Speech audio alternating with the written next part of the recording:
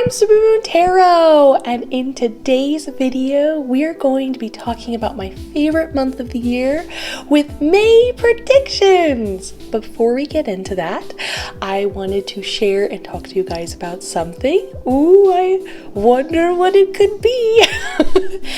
So I went to Target the other day and I saw a plain version of this, and I think it was only $1.50. It was incredibly cheap, and I used some leftover paint from some paint by numbers I did, because sometimes it's fun to create something but you can kind of simultaneously turn off your brain. That was almost, you could say, the case with this, because while this is just an original concept of what I was doing, I pretty much just said to myself, I like pink, so I'll make the hat pink, and just sort of operated in that way. And it turned out way better than, well, I thought it was going to. And I don't know, I love it, and I'm very excited about it. I'm even very tempted to take it to different places and then take photos of it in those different locations. Truly like a traveling gnome would be, like in the movie Amelie. I highly recommend it if you haven't seen that movie already. And I just, for funsies, wanted to ask your opinions of, what do you think I should name this little buddy? Little buddy is even a possible name. I'm really curious if you guys have any good ideas, and you know, you never know, maybe I'll include him more in the videos in the future, very similar to how I have included Mon, my Monstera, who is still alive. She's just too big for me to move her. But the point being is, it's just a fun little question I wanted to ask you guys. But other than that, let's stay focused and go back to our reading, which we have down here. And the main thing I wanted to go over, sorry about that interruption. In the May predictions, I wanted to say that we are focusing on 3 particular subjects. We're looking at finances, so that can involve your career, just money in general, whatever it is you need to know about that. We're going to be talking about love, and that is pretty open-minded, so if someone pops up, if you're single, or if it's a particular issue because you're in a couple situation, or like positive things, you know what I mean, we're just talking in general, or even self-love, that will pop up. And then 3, we have your spiritual side. So this is kind of the way you're interacting with the world around you. You know, do you feel connected? Do you feel like there's something that you can go deeper into your consciousness or self? Whatever's going to pop up in that kind of way. When it comes to these 3 subjects, I really want you to pay attention to sort of information within the information, as in, why are you being told this over that? And what I mean by that statement is, so let's say you get told something wonderful, you're going to come into some extra money. That's fantastic. But why do you think you're being told that? You could be told any matter of information. Why is that prevalent? This is something to always consider when you are doing tarot for yourself, or if you would like for others. Because I would say, when I look at that concept, I would say, okay, so you're in a place in your life where you're open to receiving, and focusing on this idea is a way to keep you going when you might doubt yourself, or if you feel like you need to take a second to remind yourself that you can relax and everything's going to be okay, so that you can motivate yourself that when you have something to look forward to, or in your heart that you can carry this mindset that it's already there, it makes life much more comfortable, and it re-looks at the way we just can bring that into our life no matter what. And that's the same case if something is coming up that might be troubling. Remember, we welcome that type of information in these readings, because even though it might initially sound difficult to hear, the really cool thing is you can actually pre-fathom lesson learning, because that's what's happening when you're living life. You are engaging with a conversation with yourself and the universe. You are trying to understand things, you are trying to heal, you're trying to overcome. So when something happens, it's trying to tell yourself something. And you can, before it even happens, change those circumstances just by pre-fathoming, pre-discussing it, pre-understanding it. And how cool is that? But even in that regard, you would want to look at that and say to yourself, okay, why did I get that? Do I have an attitude that I think the world is against me? Am I going through a state of mind where I need to be a little more distinguishable about who I surround myself with? So on and so forth. Remember, don't be afraid to look into more information within the information you're getting. Those sometimes give the underbelly clues, if you will, to what you're asking for, and you can just get even more information than you knew you could. I always call it subtext, just to sort of a blanket term when I'm going deeper, but you get what I'm saying. Now, in addition to that, if you are interested in supporting my tarot channel, just in general, I do have just a blanket donate option down below, but I also encourage you to come join our wonderful community over on Patreon. I post a ton of exclusive content over there, varying from guided meditations. I just did one guiding everybody as like a tour group through the Akashic Records, to I channel different beings, which then brings me to the newest video I just posted today. This is actually really fun. This is a returning individual I have channeled before. So this is an ascended master. So that means at some point they lived on Earth or another planet, and they just basically got so, enlightened in their lifetime, they were able to, when they crossed over, basically the spirit guides were like, hey, you want to become a spirit guide with us? You don't have to keep going through the reincarnation cycle anymore. Like, you're good to go if you want to come hang out with us. And they were like, yes, I'd love to do that type of stuff. So it's really fun because in that particular video, that particular ascended master that I'm channeling is not only very special to me, but someone I work with very often, but they just were so filled with memories of their lifetime when they were a human. It was just really magical, and it really gives you a different perspective on the physical experience compared to the non-physical experience. And it also helps us understand there are times in our life when we underestimate the specialties around our individual nature, and how we're trying to tell ourselves that there is something there, that we've got something wonderful to offer. So that's available there if you are interested. I also have, just as a friendly reminder, as always below, as well in the description, is I have access to my courses. Meditation course, or as I like to call it, the Thinking Person's Practice. It will totally make you relook your mind in the present moment, how you can take it to new paths and approach it in ways you've never approached before, potentially. It's definitely not like any other meditation course. I'm telling you that right now. I also have an intuition training course, which teaches you how to go to the spirit realm, meet your spirit guides, and this is the important thing. It shows the overlapping nature and the useful practicality between understanding the bridging gap between the non-physical and physical world. I use all of these. This is my foundation, this is my build upon, and this, I would say, is almost like my bridge between these two, which is my third course, which is my tarot training course. It's fantastic because not only does it include a 100-page PDF file, which makes reading all the detailed information just much easier to go through and navigate, but I go through all of my secrets of the trade that I use when I'm reading tarot as is, and you'll find that it both simplifies the process without losing the details, and I jokingly like to describe it as being a spiritual detective. And what I mean by that statement is you are learning to navigate working with your intuition, but you're also learning to understand what are verifying sort of components and confirmations that you can say, that seems most likely, this seems to be the most evident, and navigating all of that. So again, all of those are available for you as well. Now, going back to what we have in our May predictions, we have 4 groups in front of you. Group number 1, 2, 3, and 4.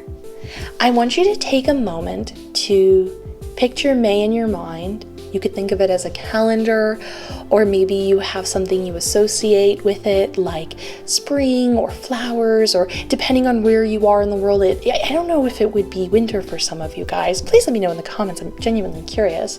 But anyway, picture that in mind, take a second to breathe, and then pick the group that you resonate with most. I'm going to give you a moment to do just that.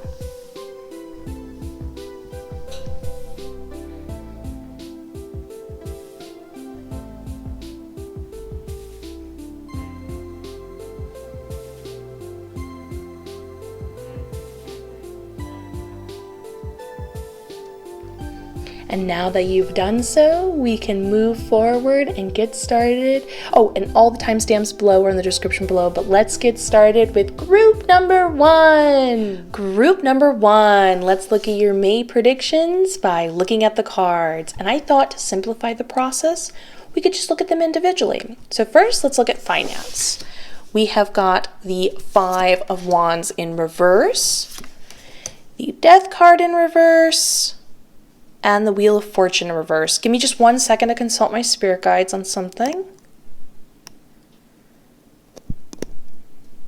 Okay, so here's the thing. When it comes to this circumstance going on in May for you, you have, oh my goodness, have you experienced this way too many times, and it is super frustrating.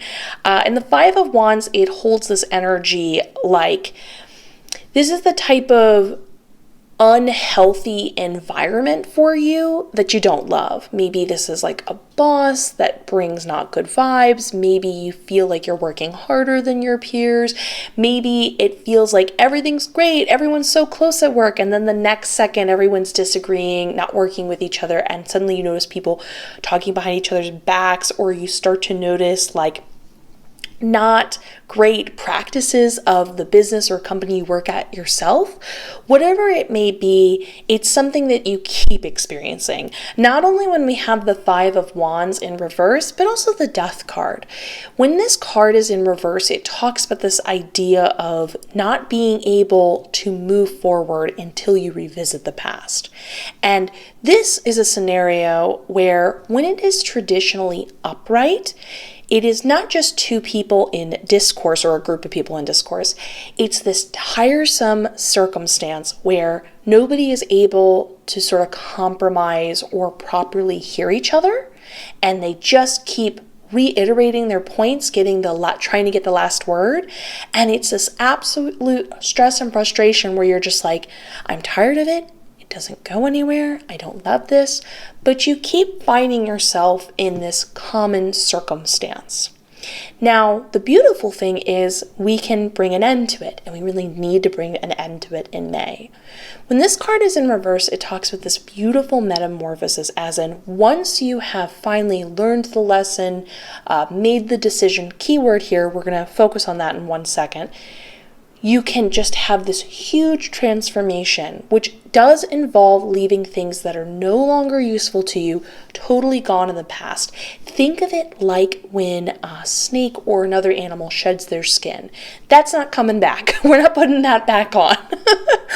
And so there's a circumstance over and over again when it comes to this. This gives me heavy vibes around a career, like an environment or circumstance, but keep in mind, this can be easily a perspective or attitude you have towards your general interaction with money in general.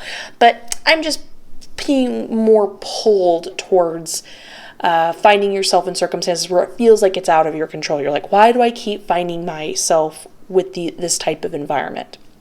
Now, when it's in reverse, I'm happy to say this is the confirmation of you being like, I'm done, I'm walking away. And that is what's necessary. But it's more than you walking away from the circumstance. It's you really internally, you have to like think about it and be like, no, I'm making this decision. And that decision being made would be like, I won't put up with being counted as less, overworked or underappreciated or overused for my abilities. Again, whatever that circumstance may be. And when you make it, you're really making this sort of like trusting promise to yourself that you're like, if I even notice an inkling of this popping up again, I'm ditching. And so you're saying to the universe, I don't need to learn this anymore. I'm not going to just sit around and feel frustrated. I'm not going to just assume this is at every place I'm going to be, but I won't allow this in my life anymore. And there is, again, what we talked about in the intro, something to consider as to why this keeps popping up. You do want to like take a second to think, do you feel like there's a mirroring concept of like maybe you give a little too much access, or like for other people to have too much access to you? Or maybe you need to step a little more in your power and say, I deserve better. I'm setting the precedents and boundaries that I will be treated better. Whatever it may be, you're really making that decision that going forward, that will be the case. Now, the reason why it is really important that we talk about this rather than just sort of a loving idea to consider is because we do have the Wheel of Fortune card. Straight up, my spirit guide said that going forward, your future would be not great. That's literally how they put it. As in, when we have this Wheel of Fortune card in reverse, it's this cycle that feels like you're having trouble escaping. It feels, and this is what's really interesting about it. It's interesting you got this card rather than the Devil card. The other card I just talked about is more like habits, like small little things we bring into our life, sort of very personal, very direct. This feels more like outside of experiences. Some people even describe it as destiny bound. Now, the beautiful thing is this is not your destiny. It's just saying like it is going to keep happening. It is going to keep repeating. It's not going to be in a position you're liking. Think of it as sort of like you're being thrown in by the universe to say, learn the lesson. It's not going to be even, it's going to, I don't want to say like even worse, but like, you're like, I don't want to experience this anymore. So it's showing, if you notice over here, we have someone sort of trying to avoid this by going back and engaging with what they think they need to engage. Remember back to what we talked about here? This card is super enticing. Somebody gets the last word in and you just can't help but rebuttal back, even though you know you should walk away. So here is this individual that's avoiding going forward and is even a little afraid of what might be out there and finds it easier and more enticing to deal with conflict they could easily avoid, a circumstance they could easily get the choice out of, but it feels like there's being drawn here. But the reality is, if you do keep engaging with it, you don't make that active choice to walk away and that deep decision, you won't deal with this anymore, then we have this going on. So no worries, we can easily change this, and this is not the most abysmal thing in the world. It's just like, you know, if you don't love this right now, it doesn't feel great to hear this could continue unless you make that decision. And remember, you very much have a choice, and the best way I like to think of it is it's very appetizing to engage, and you just have to make what feels like a difficult decision in the moment to go, no more. I will not put up with this. I will not I know how I'm going to be treated. I'm not going to deal with this anymore. So with that in mind, this does lead to a beautiful transformation, better, greener on the other side type of circumstance, and has overall a very happy ending and a confirmation that you can totally do it. So I'm excited we got to talk about that. Now, let us look into love. We have Page of Swords in reverse. We have Page of Pentacles upright. And we have Two of Cups in reverse. Again, give me one more moment to consult my spirit guides.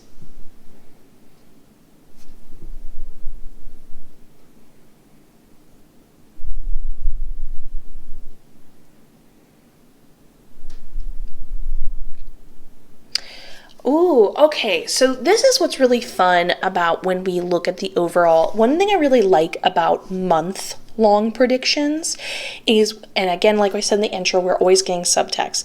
Go figure, there's often a lot of overlapping similarities in multiple parts of our life because in many cases, once we solve one thing, it positively affects the others. And you'll see what I mean as I go further into this. And I am going to talk about simultaneously singles and couples. So first, for more of a singles perspective. So here we have you in the Page of Pentacles upright, just living your great life. And I love how my spirit guide described you. They said, look at how free and happy they are.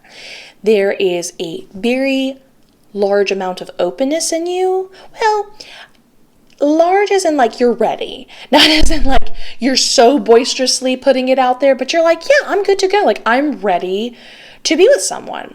And when we have a pentacle specifically being there as well as a page, it implies this idea where, and this is how my spirit guide was describing it, it's like you're specifically looking for ideas to be fulfilled in whatever relationship it is. Oh, hold on one second. Oh. Okay, sorry. I just got interrupted by an angel. That's so sweet. I was like, yes, hello. And they said, tell them that no matter what, they're going to be okay. I love that. Please don't take such general words lightly.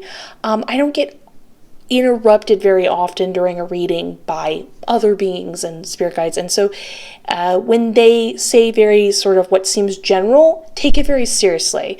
Just understand and connect to that above anything. So love that interruption. Anyways, going on to what we were saying.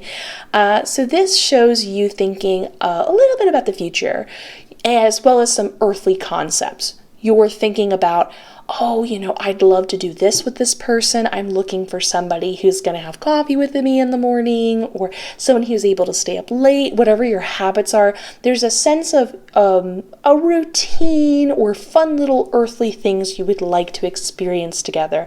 And this headspace where you're looking for more of a longer term person to be with. And you have some of these sort of like what a day in a life would look like for the two of you, but the energy is not super intense. You're pretty much open-minded. Like you're not going into the relationship being like, okay, I want to be married by this time, do this by this time. You're very much like, this is the overall incentive I have going forward, but like, let's see how things work, which is beautiful. And I'm so sorry about that interruption. So going off of this energy, we do have a little bit of a conflict going on with the attitude being left behind in the Two of Cups in reverse, which is a positive, but there is some unresolved issues with it when we see it going forward into the Page of Swords in reverse. So what do I mean by that? So over here, overall, your general presentation is pretty peppy and open-minded with some goals, but like pretty open-minded goals overall. Great attitude to have. But over here in the Two of Cups in reverse, the issues we've got going on is this is a circumstance where somebody was not being treated equally. Often this is when you become really conscious that your partner is just not putting in the same effort as you, and it bring out a mindset of someone who, well, I don't know if I'd compare it to the Justice card, to be honest with you, because we could have gotten the Justice card and that's not what we got here. It's more that you're aware overall that that wasn't the vibe and that obviously didn't make you feel great, and so you left it behind, but this isn't completely resolved, if you will. Going forward, this then leads us into the Page of Swords in reverse. So this is an individual who is not really good at accepting compliments, ideas. They're just, think of them in a lack of receiving state of mind. Definitely somebody who has a harsh inner monologue. And it's not that you're moving in the direction of this in an individual, but rather it can pop up in yourself when you least anticipate it. You're like, oh, fun. I didn't know I had that to deal with. You know how it sometimes can feel like that when we get to know ourselves in new circumstances? And mostly it's because that is great that you saw that this is something that you would like and you weren't getting. But ultimately, it is still something that needs to be reflected upon and deeper healed, or be self-aware how that affected your state of receiving. You're putting out these beautiful intentions, but you're not in the best position to accept it or enjoy the acceptance or understand how, if you're not in a position to enjoy what you're attracting, how can you enjoy it, essentially. So this can be resolved. Keep this in mind. This is just a matter of being aware of how you feel, taking pausing moments to question yourself when you feel shy or overwhelmed, when you're getting a positive sort of vibe thrown your way, or kindness is being thrown your way. If you feel like you're short-circuiting, that would be a good moment to express yourself and be like, I guess it affects me because of this. Just go deep into that asking of yourself, well, you are worth it, but it's okay if you are still dealing with, and this is how my spirit guide put it, it's sort of like leftover grief from this type of thing. That's definitely the feeling, and I'm already seeing in the second part of this reading a repetition of just grief that will pop up randomly when you least expect it, which is okay. But just acknowledging that, just giving yourself that moment to acknowledge it and give it love and care in order to keep going forward, rather than leaning deeper into being like, oh, no, I'm fine. No, it's okay. Oh, no, I'm good. Take a second. You're not good. Take a moment. It's okay to take a second to see that. And there's nothing to, this is part of the motions. We don't know how things affect us until later. Now, my spirit guide said that this would be more of a stronger vibe for you than really the concern of being with anyone. As in, my spirit guide said, yeah, you could potentially date some people throughout this month, but it's like the memory of them is not as important as you suddenly, through the interaction of interacting with these other people, being like, ooh, I guess I should go look into that. So this is your main theme, is you're vibing. At times you're like, where did this come from? You just face it and handle it. Give yourself love and care. Remind yourself that you are worth it. That it's a process. And you just keep going forward with this lovely vibe you have, becoming that much more deeper connected to yourself. Now for couples though, I was told that in the month of May, let me just check one more thing. This is a little bit maybe not what you want to hear, but it is great sort of where you can go. So in the Two of Cups in reverse, I was told that your significant other just wouldn't be as attentive to you, wouldn't be given back the same vibes for you that you're hoping for and putting into them. And when you notice this, now keep in mind it's not an overall theme, it's just that when it happens, when you don't feel like you're getting back, loving vibes and stuff, and maybe plan dates that you're putting into them, you're not seeing it back. My spirit guide said you're going to just simply re-navigate your energy, and you're going to just move it towards either yourself or other individuals that can give you positive accolade. So if you're like, oh man, this is frustrating, my significant other person isn't, receptive right now, or they're not picking up what I'm putting down, this is frustrating. Instead of finding yourself mad at them and just sort of fuming over what is this? I would like a quality. You're just going to go, oh, I'm not getting it here. I'll go find it somewhere else.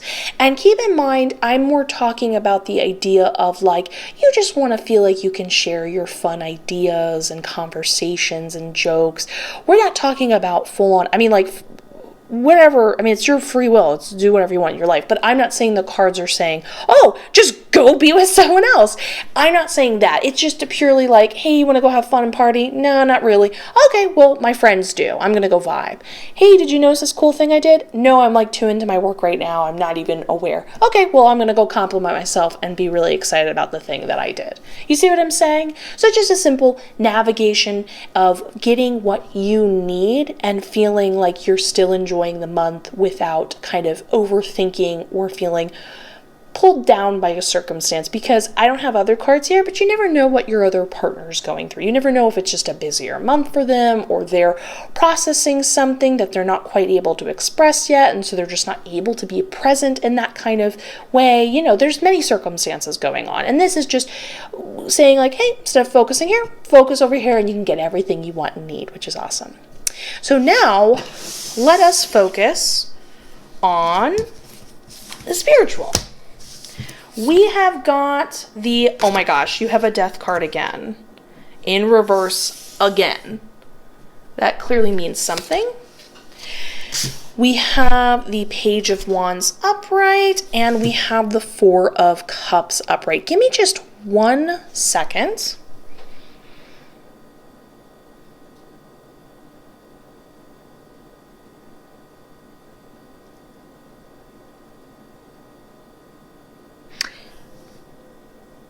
That's so funny.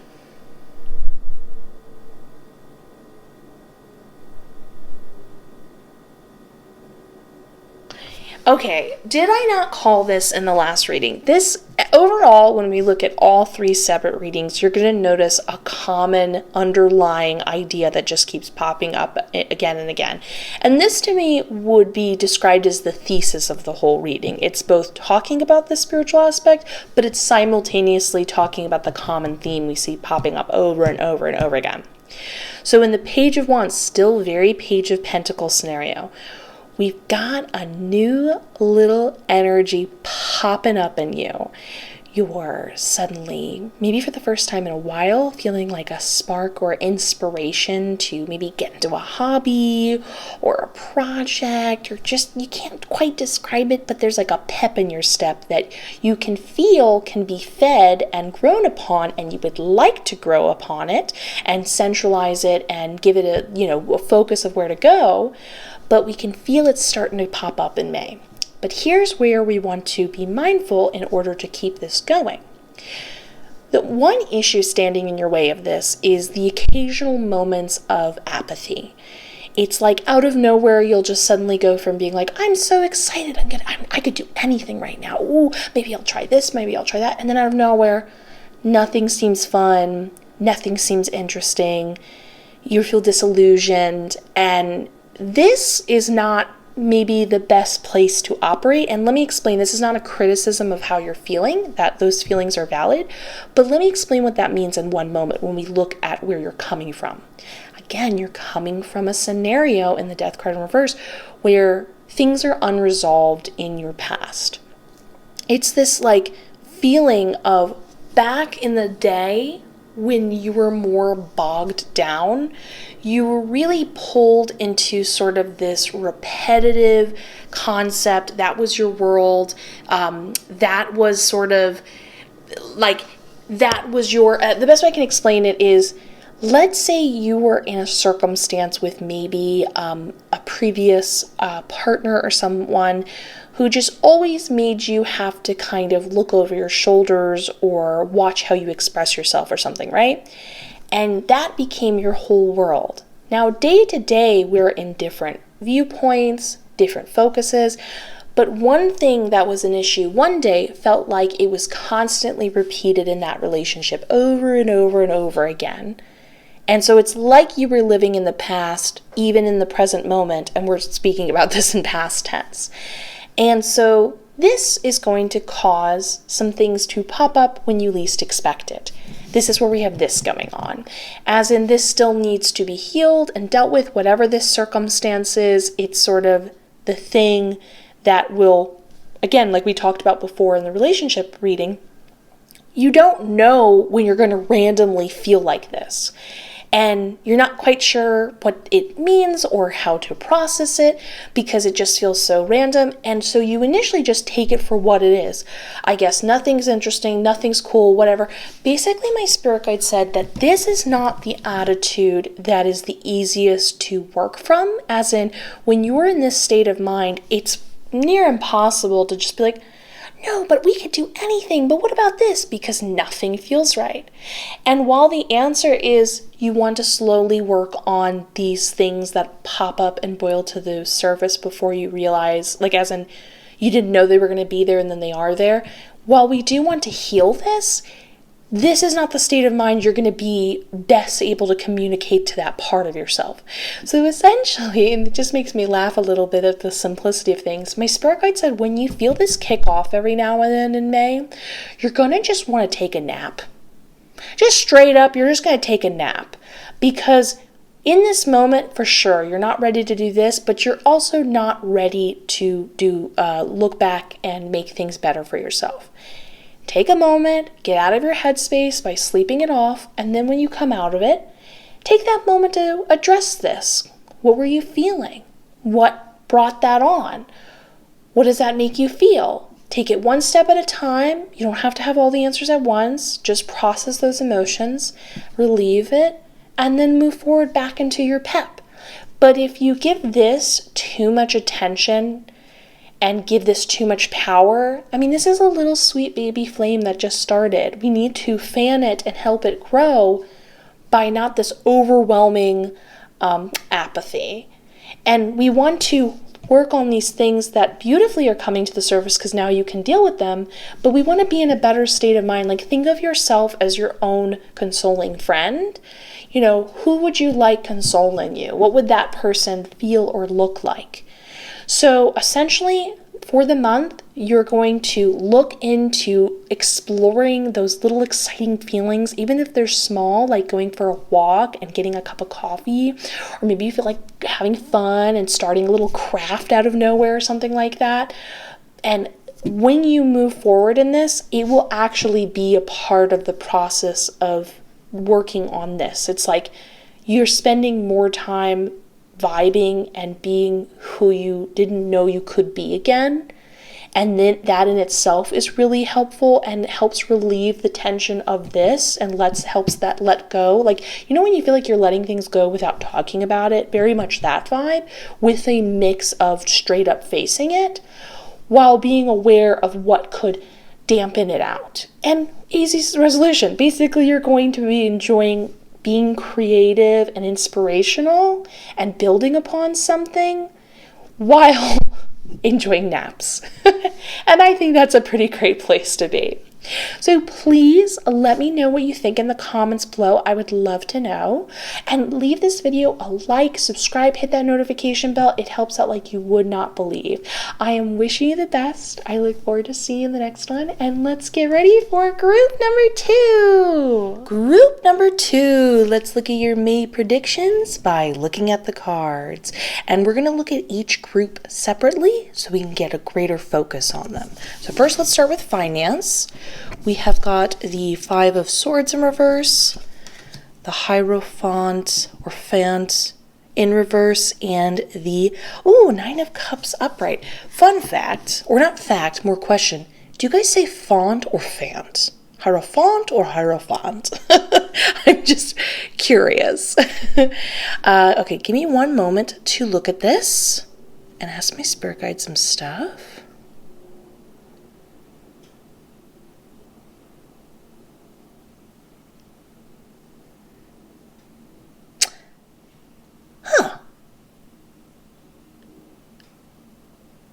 That's so interesting. Okay, so my spirit guide used some bizarre turn of phrase, but here's the thing I have learned with working with spirit guides. They are all knowing beings, and they are extremely careful with how they express things. So if you ever noticed your spirit guide express things, or any spiritual being from the spirit realm, express things in a kind of bizarre fashion, always take note of the subtleties of what they're expressing. So when I looked at the 5 of Swords, they said, this individual, you, will have a lack of desire of being entangled in other people's decision making and choices being made. And when I was digging deeper, looking at it and talking to them about it, so when this card is upright, I'm not talking about the traditional sense, I'm just talking about the general energy of this card with your circumstance. There's this feeling of people making choices that aren't necessarily like creating a sense of competition between everybody, but rather everyone's kind of getting swept up in it and definitely can potentially have an emotional reaction to it. Feeling like, oh, because, blank chose they're going to go work at this time period, I've got to go scramble and I'm going to go pick the right time period for me, which makes everyone else scramble. Or people have a reactive, emotional reaction to as people try to organize themselves, and then suddenly it becomes, I don't want to say like chaos and things aren't getting done. It's definitely just a sense of one thing gets started by people making, again, choices and decisions, and suddenly it feels like a web of energy that you'd rather not be involved with. And in reverse, it's the confirmation that you're like, nah, I'm good. I can see the hype train and I'm not getting on. There's very much awareness, like this is definitely and I applaud you because you're definitely seeing like the bigger picture of options, which definitely shows how well you're doing in your life, that you're able to look at everyone making decisions that in any other situation people would be like, okay, because it's our career or whatever, we've got to go, and you're like, no, we don't. That doesn't seem like the smarter way to handle things. That's not really the vibe. I'm going to just keep doing what I'm doing because I don't need to do anything else, and I'm good. But there's an extended idea off of this when we look at the Hierophant reverse. My spirit guide, again, used an interesting choice of words. They said, this individual, when it's upright, is unable, what is how they say it? They said, they offer nothing else other than following the rules. That's how they said it. And I said, oh, that's interesting how you put it, and continue to talk to them more about it. It's like this person, while they can, and they were talking about the upright position, can traditionally like be aware of what to do and what to avoid, that kind of thing, and they're conscious of it and all that good jazz. There's like a lack of creativity, there's a lack of awareness that sometimes in order to get things done, you have to, maybe bend the rules a little bit, look outside of the box. Sometimes the rules can actually be a hindering concept and actually hold people back because whoever made the rules isn't always the smartest person in the room. And there's definitely an awareness of that for you. There's a feeling of not wanting to follow them. But again, not because you naturally want to rebel. That's not really the vibe I'm picking up. Not that that's a bad thing. I mean, being rebellious has really led to some positive change in society. It's a good thing. But in this particular case, it's more like you're like, again, I see everyone getting all fussy and freaking out and making decisions, or people sort of implementing themselves in managerial ways when they're not, and they don't have access to telling us what to do. We don't really have to make them group leader. And then this other feeling of noticing that certain things are in place and you're like, I could get this done a lot faster and better if I just ignore that. And there's definitely a feeling of just you going under the radar, not really announcing that you're doing this, but following that instinct. And now, I know this seems kind of like something you would overlook as a trivial type of decision making, and that's the fun thing I love about tarot. I'll explain in one moment. But it leads to the 9 of Cups upright. And my spirit guide explicitly said that you would have a lot of financial reward throughout May by following these type of instincts. And I think that's really interesting because we've got the 9 of Cups being represented here to represent that idea. I mean, you could have gotten other cards that are very point blank talking about financial wealth, kind of like 10 of Cups or 9, I'm sorry, not 10 of Cups, 10 of Pentacles, or like 9 of Pentacles, which is just straight up talking about having a lot of money type of scenario. But you got Cups. So again, it looks like you're dodging everyone else's thought process and organization, and you're following sort of an emotional instinct, and you're being rewarded with that. It's very much the universe talking to itself, and you always want to pay attention to the subtleties, as we expressed in the intro, in order to better understand how you manifest at different times in your life. And in this scenario, the 9 of Cups is somebody who, when they wish for something, they get it, and exactly. It's truly described as the wish card. So this is more than just financial gain. There's a lot of wish fulfillment in it. So there's a sense of personal satisfaction of not only receiving a lot of money, but being like, wow, I wanted to get this new thing. I wanted it to go work towards this fun idea goal, maybe a trip you wanted to take, and now I have access and financial gain to do so. So I'm not only pumped that I successfully am making more money, but all these things I wanted to do, I can now do. And there's this fulfillment in yourself that you followed your instincts, and the fulfillment of being like, oh, look, see, it led me to good things. I was meant to ignore what everyone else wanted and said. But this is something I want you to consider in future tarot readings, that when it comes to these, and I do find it really fascinating, it's the subtle stuff that can be the most important. I know society really makes it feel like if I do something for 30 days, I'll get this reward. If I logically make this really large decision, I will be rewarded for it. If I do this, I get that. But in reality, that's just a construct of an idea of a couple people's opinions, to be honest with you. Just someone at the top made it, and we all got tricked into believing it. When it comes to how the system actually works, and you're in, like I said before, you're in this conversation with the universe, it's the really subtle stuff, the things that just feel like minute decision making, that when you're just a little more conscious of the theme, that are the game changers. And the really cool thing here is there's a natural instinct that you would have made them anyways, but now that you're conscious of it, you can lean into it even more, knowing you're going to be rewarded throughout May for it. So follow that lack of getting caught up in things, follow that natural instinct for the better decision rather than what fits in the outline of what everyone else is doing or what you think you have to do, and you really will both be, for sure, like it doesn't say emotional reward, but I feel like it's an emotional reward. Oh, my spirit guide's talking. My spirit guide says, yes, it's an emotional reward. They'll feel emotionally rewarded. Okay, cool. So I love that for you.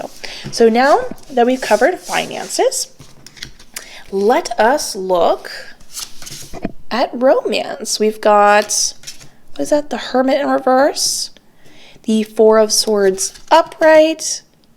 Oh, and you got the Ten of Cups in reverse. Okay, I always try to not jump to conclusions when I see something like this, and that's like the beauty of, taking time comparing the cards. But also, I'm going to be doing singles, and I'm going to be doing couples. So just give me one moment to look at everything.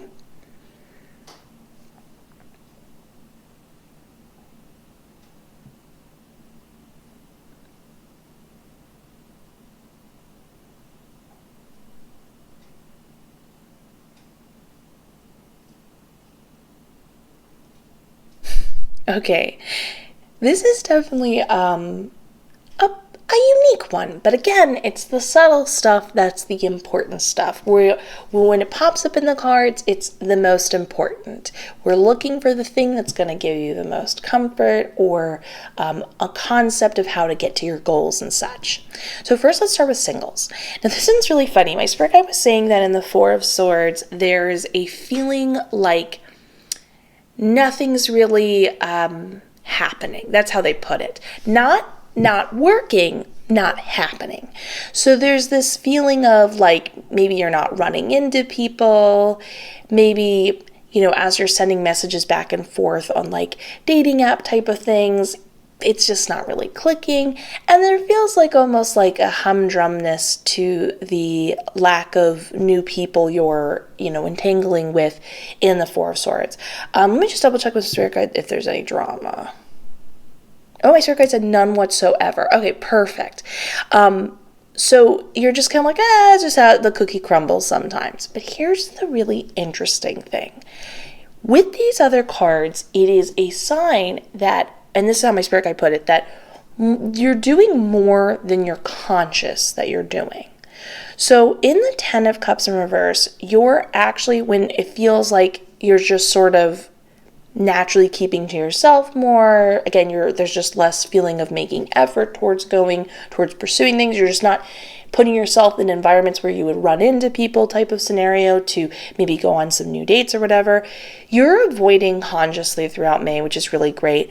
My spirit guide described it as long, entangled, in like a negative way, romances. As in, these would be potentially people you could be with for a long time, but they would be unhappy, confusing type of relationships where you're just really confused how you kind of can't seem to get away from them, but it just never seems to feel right, but you keep choosing to be together.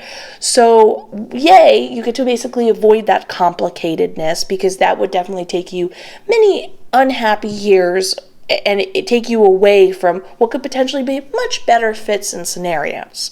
So again, you're just minding your business thinking nothing's happening. Little do you know, this is like under the surface that you're just naturally avoiding running into and getting involved with, which is great. And that also happens here in the Hermit card in reverse. This talks about the concept that there are people who, my spirit guide put it as, who are just looking for the sake of looking. So they are ready to meet people, but it doesn't really feel like if they chose you, it would be because you're individually special to them. It's sort of like right time, right place. And ultimately, that doesn't feel like the beginning of a telltale romance or something that you would feel very special about. And ultimately, you'd be like, do you even really like me? Or am I just conveniently showing up right time and place for you? This feels a little bit almost mathematical how we're getting together rather than because we're choosing and wanting to be together. So again, these two options aren't really great for you, and they're just sort of naturally popping around. You could have potentially run into them basically, and you avoid them altogether. So May just feels like you're kind of not putting that at the highest level for yourself, nor do you really feel the motivation. You're just kind of enjoying life, doing your own thing. But if you have a moment of reflection and think like, it's been kind of a boring month, or, I don't feel like you're going to think this, but if for some reason, you think, what's wrong with me? Where's meeting people? Because sometimes people hold the tally of new people they're encountering as somehow the level of progress towards meeting the person they want to be with. This is more you're not even going to measure that in your head, but if you did, you could be like, oh no, it might not appear like I'm doing anything, but I'm avoiding the trash pickings I don't want. Now for couples, it's kind of different and also the same in the sense of you're doing work without realize you're doing work. So straight up, my spirit guide said that there is going to be quite a lot of napping in May, especially with your partner. A lot of cute, like, let's just lie down for a second, and then before you know it, 2 hours went by and you both were asleep. Now this is actually a very good thing, because on one hand we have the Hermit card. There's this feeling of wanting to get out and be social. Is this a couples thing or another person thing? More specifically, their partner. Okay, so your partner is feeling like in May, like, I want to get out. I've kind of been cooped up for too long. I'm ready to go see the world, and feeling maybe a little frustrated at times that you guys keep falling asleep. Now, I want to be clear here. They're not mad at you. They're just like, they are aware they are consciously doing it themselves. And there's whoops, May kind of went by and I wasn't aware. Like I had this like inkling and feeling I wanted to do it, like go out in the world and involve myself in those kind of ways. But it just didn't seem to work out that way. Now, this is a blessing in disguise. Work that's happening that you don't even know that's happening. You didn't even mean to work out. In the Ten of Cups in reverse, there looks like there is a heightened level of dissatisfaction with your partner. Like they're reflectively looking at their life and thinking like, this isn't how I wanted it to go. I'm not happy at my job. I'm feeling frustrated. A potential to kind of go deep within and be displeased and be in a bad mood and kind of get into conversations that are unhelpful, because it's more than okay to not feel happy in life where you are, whether that be your job or your personal day-to-day life. But sometimes it goes into the realm of, instead of being like, yeah, I'm not pumped, let's go work towards the thing I want, it can get into a space where it kind of leaks over into your partner's, or in your case, your atmosphere and environment, and not be the vibe, so to speak. I'm just going to like put it simply like that. And so what ends up happening is, instead of them falling into these moods, you just kind of both take a nap, chill out, hang out, wake up, feel cozy and feel rested, and you enjoyed that. And they might take a second and be like, oh man, oh whoops, weren't we going to go out? Oh well, tomorrow, next time, not a big deal. And again, we're not talking about avoiding this. It's interesting.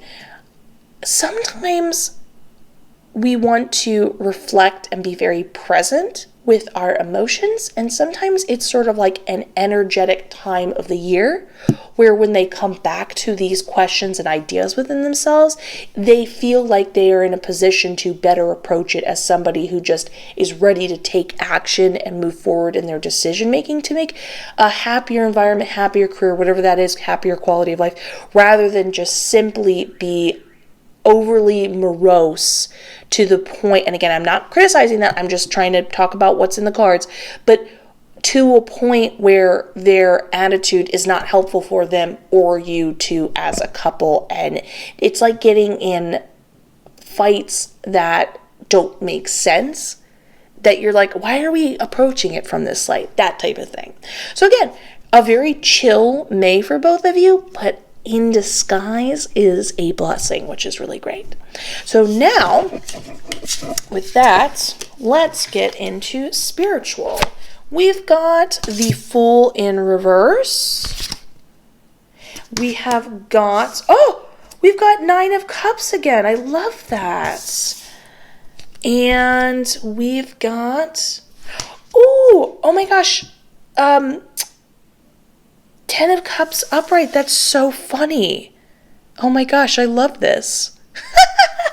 Oh my god, you just got that a moment ago. It's like all the readings combined. One thing I really like about in May predictions, or just predictions in general when I do these videos, my spirit guide was like, oh, you should do finances, love, and spirituality. And I was like, yeah, of course, that sounds like a great idea. And I always like love taking their suggestions, but it always makes sense to me that when I do it that way, that when it comes to this round part of the reading, it tends to show how everything's interconnected. And again, it goes back to that conversation we had before where it's like the underlying importance of subtlety. Because to me, when I refer to this subject, that's what I'm referring to. Because spirituality to me is how we function in life, how we receive things, perceive things, how we interact, how we think, how we express ourselves, what we feel, do we connect, do we disconnect? It's because it's all throughout our entire existence. Like, you know, we are the universe, so it makes sense that we're interacting with it in every moment, and then that's where the conversation comes in. Do you get what I'm saying? So first, let's start off with this Nine of Cups. I'm just taking a second to look up any details of my spirit guide.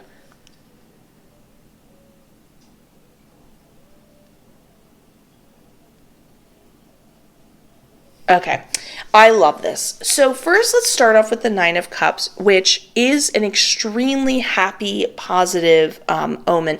My spirit guide extended upon this concept and said they will find alignment in themselves and feel like as they find alignment in themselves throughout May, everything else lines up. Remember, again, we've got that wish card scenario going on here.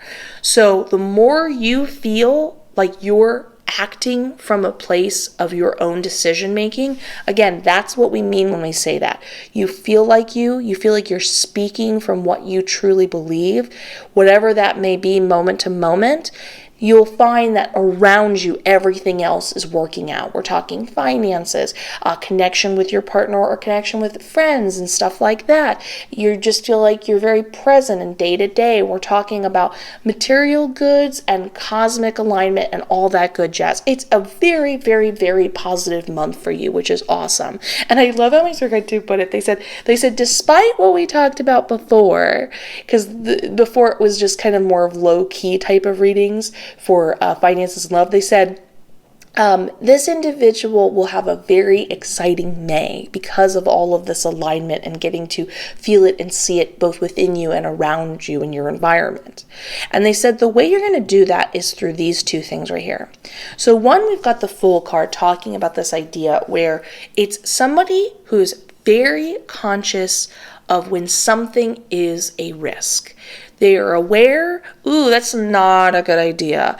And when they are conscious of it, they enact and they practice not taking those steps, they basically save themselves from grief. When it traditionally is being read in sort of the opposite stance, not as an opposite in being upright, but opposite in when people are making decisions that are a risk, what happens is they unnecessarily suffer. That's the best way to explain it. It's like, you knew this was a bad decision. Why are we here? Why are we making these choices in this kind of way? You knew better. You knew this wasn't going to make you happy. So this is, again, really you throughout May being aware of like, nah, I see this isn't a smart decision. And we talked about in the first part of the reading, you being very conscious of that and successfully and naturally avoiding that. So again, you're feeling, that doesn't align with me. I can see that doesn't fit my vibe. I'm not going to do it. I'm going to consciously move away from that choice. And I love that it's being discussed here in the cards, both sort of the positive and negativity with alignment, as in like what to avoid and what to go towards. And what to go towards, we have 10 of Cups. It's a very, very simple message, but I want to really hammer home this point. It's the idea that at every moment in every choice you're making, you are doing exactly what you want to do. I know, you might think, okay, yeah, sure, okay, cool, whatever. Or you might even make an excuse and be like, well, sometimes I can't. Yes, in every moment, do not be afraid to get up in the middle of a social outing with a friend and say, hey, I know we just went out, and I don't mean to be like this, but I kind of just want to spend time alone, and I want to go like draw or something, like love you to pieces, but I think I'm going to go do my own thing. Like, let your friend know. Nothing personal, and just disengage. Don't sit there for a couple more hours and go do your own thing. When you feel like something else is a little more fun or exciting to do at work, go do it. At every single moment throughout May, you're going to constantly check in with yourself and be like, does that seem like, does that really make me feel like me? I don't know about that. To, you know what? I'd rather do this than that. I know that society is telling me to do this, but I'm going to go do that. And as you're doing that and just simply see how easy that is, just checking in with yourself in those kind of ways, by just following that, you feel deeply aligned with yourself in May, and you see the results of that in the environment around you. So, pretty fantastic reading if I do say so myself. So please let me know what you guys think in the comments below. I love hearing what you guys think. And also please leave this video a like, subscribe, hit that notification bell. I am wishing you the best. I look forward to seeing you in the next one. And let's get ready for group number 3. Group number 3. Let's look at your May predictions by looking at the cards. We are going to look at all of these groups separately so we can give them greater attention individually. So first, let's look at our finances. We've got Knight of Pentacles in reverse, 8 of Cups upright, and another 8. 8 of Pentacles in reverse. Give me just 1 second to look at these.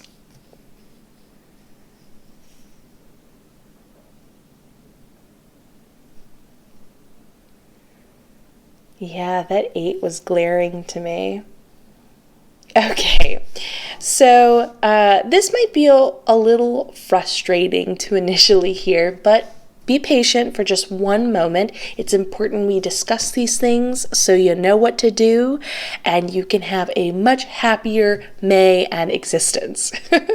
So what initially stood out to me was that there were two 8s right next to each other. And the reason why that's important is I actually talk about this in my tarot training course. But when I was looking up deeper information about numerology, like in the Akashic records, I was told that the 8 is actually connected to the concept of loops. And specifically, these loops are referred to as things you would want to break out of, feeling like you keep going back to the same type of thinking, habits, whatever it may be. This is when we keep, dating the same type of people or having the same type of friends, and this would be in a negative light. These are situations you would eventually like to stop repeating themselves type of scenario, and they keep doing it over and over again until you understand something or you choose and actively are like, I don't want this anymore, and you want to step outside the loop type of thing. And that really makes sense with what's going on here. So first off, we have in the 8 of Pentacles in reverse, an overly focused mindset on the details of how you receive your finances. So this is like really micromanaging, what if I, don't work enough and then I don't receive money because it only has to, I'm viewing it as only being able to receive it one way, or maybe you're manifesting and you're like, okay, but I'm supposed to write 3 times a day and I didn't write 3 times a day and I'm supposed to, and there's just this overly focused point on how you receive the finances. Potentially this could leak over in how you approach the job itself, but it's a lot of micromanaging in an unhelpful way. Traditionally, when this card is upright, it's like a positive thing about being focused on the details, about being a person who amplifies their work by realizing those little touches really make a difference. But in this case, it's more like perfectionism, and it's very uncomfortable for you, and you're saying essentially to the universe through these actions, I am only allowing a certain amount of paths to be open to me when it comes to manifesting and receiving more money, and certain time periods, certain moods, certain mindsets.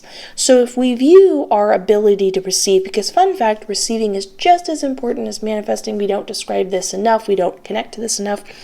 But if you're saying, if there's all these tubes and options, running over to you from what could be and what could then connect to you, and you're minimizing the amount that can offer and happen to you, and it's understandable why. We're going to talk about why in one second, and the why is important of why you're doing this.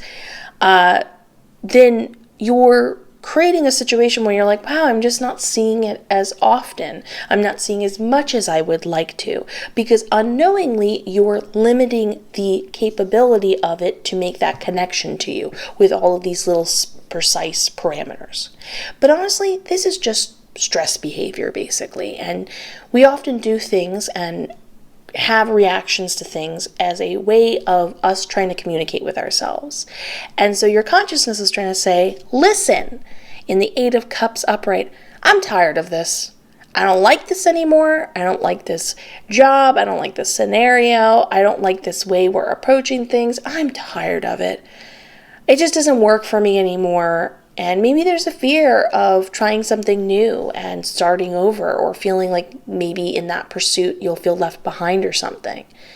And in that regard, you're like, how do I get myself to feel motivated enough to walk away from it all? And you're like, oh, I know, I'll micromanage myself until I'm so stressed out I can't take it anymore, and I can have the excuse that I don't want to do it anymore, and I can walk away from it. But you don't have to go through this. You can just actively say, I'm clearly not happy. I'm clearly done with this. I'm bored with it in some parameters. I think I'm going to just take the out and go try something new. Keep in mind the 8 of Cups is a very positive thing. It's like someone moving on and up. somebody who's graduated from understanding something, someone who is ready to go further up the mountain. So what initially feels like potentially starting over again is actually going up. It's just that when we continue to, or progress in any way, it might initially not look linear or chronological or even make sense, but it does to you, and your heart and soul is like, I'm done, I'm finished. So when you feel yourself stressing on the details, you're actually just trying to give yourself an excuse, and you don't need to go through this. Now, keeping that in mind, it's like double confirmed, basically. And whenever cards pop up where it seems like it's giving almost a redundancy in message or version of viewing the example, it really just shows the importance of this concept to take seriously. So in the Knight of Pentacles in reverse, there's just everything coming to a halt, is as my spirit guide was putting it. As in, you just feel like everything stalls, you're not receiving the kind of money you want to receive, maybe there's even like a limitation. Well, I wouldn't say limitation, I'm not getting a lacking vibe or a concern about money. Let me just ask. No need to worry, my spirit guide said. Okay, cool, good. It's just, it definitely feels like everything halts and stops if you ignore this. If you keep trying to move forward with the micromanaging of the details and ignoring the fact that you're ready to move on. And that these are reflections of what you feel inside, and you're basically trying to tell yourself, I'm going to shake myself out of this. I am going to move forward and move on because I'm done. So the cool thing is there is totally the potential, if you would like to take it, and you will definitely force yourself to take it, to have a actually much better scenario in May, a much happier circumstance, to get that flow going even stronger than ever when it comes to receiving even more money and that type of thing. But we do need to talk about uncomfortable things or things that feel initially like road blockages in order to get momentum going. And the beautiful thing is, you're already trying to help yourself with that. It might not feel helpful when you feel this or this type of scenario, but you are beautifully already knowing what to do, and you're just trying to get yourself motivated to go there. And you can just make the choice of going there rather than putting yourself in this circumstance. So I'm glad this popped up so we could discuss it, make you have a much more comfortable and fun May. Then we have love. And this is going to be for singles and couples. We've got the 7 of Pentacles in reverse, the 5 of Wands in reverse, and the 6 of Pentacles upright. Give me just one moment to look at these.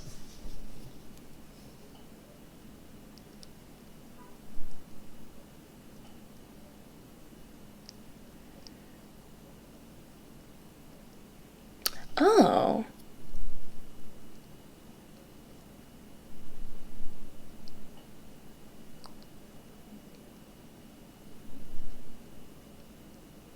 Okay, so first let's start with singles. This is actually, I want you to see this card because my spirit guide described it as silly, and I agree. It's basically horses with branches like tied to their head, almost like a really poor version of faking a unicorn type of scenario, and they're all fighting it out. And basically my spirit guide said that for singles, there is some like little interactions with other people that feel silly. It's just a silly scenario, basically. So, like, they're kind of like annoying interactions when someone's like kind of picking a fight or has like a silly, poor attitude towards dating, or, you know, like definitely the outside world, and it's like, maybe you should go heal that and not put it into your atmosphere. But because to you, you're doing so well, and the expressions of conflict or annoying interactions are so, they just don't really mean anything to you. They are therefore silly. Like, you're just like, oh God, whatever. There's, you bypass them, but that definitely is popping up throughout May. This feeling of like you going on a dating app, starting little conversations with people to see if you'd like to meet in person, and then being like, okay, you're dumb. Next person. Okay, this is a stupid conversation. Moving on. What's your point? Okay, let's go, move on. So it's definitely that, like, not really bothering you. Definitely a lot of you just quickly ducking out of those type of conversations. People essentially revealing themselves. But with that, keeping that in mind, so you can not let it skew your perspective of the rest of the dating scene is the best way I can put it. Like, these are some silly interactions. This doesn't mean this is everyone, and we're just talking about brushing it off so it continues to not affect the way you view the world and yourself and other people. But with that in mind, even with that scenario going on, we actually have two contenders popping up for you. So over here, we have the Six of Pentacles, and my spirit guide said they will be identifiable by how generous they are. And the other person is going to be identifiable in the Seven of Pentacles because of how impatient they are. Like, there's a feeling of like, oh, this isn't working, let's move on. Let's go. And I'm not talking about with you as an individual, but like when you're going to go wait for a restaurant. Oh, it's a 45-minute wait. I don't want to wait that long. Let's go. Oh, why haven't you responded back? That type of thing. There's definitely a quickness to frustration for them when things aren't like working out and they're like not sure if it's working out and they don't want to wait to see. They just want results type of thing. And the interesting thing is my spirit guide said it's not that one is really better than the other.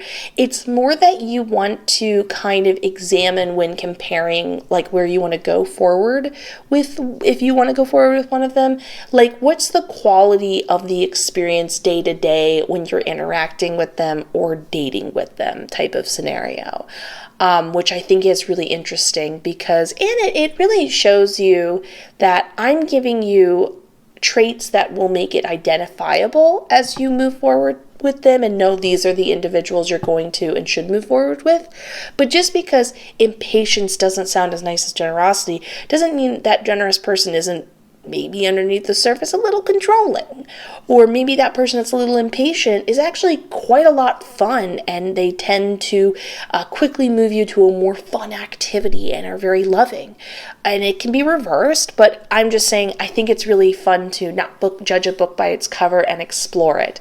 You're just basically being given traits of two great options you're going to experience in May, and you can have fun getting to know both, but definitely when you're comparing what to do going forward, my spirit guide said you want to look at the quality of the day-to-day experience with them and what that feels like above anything. So remember that. Try not to look at the pros and cons of jobs and personality traits. Just think of when you're hanging out with them, what's that like? Now, keeping that in mind, though, let's now move on to couples.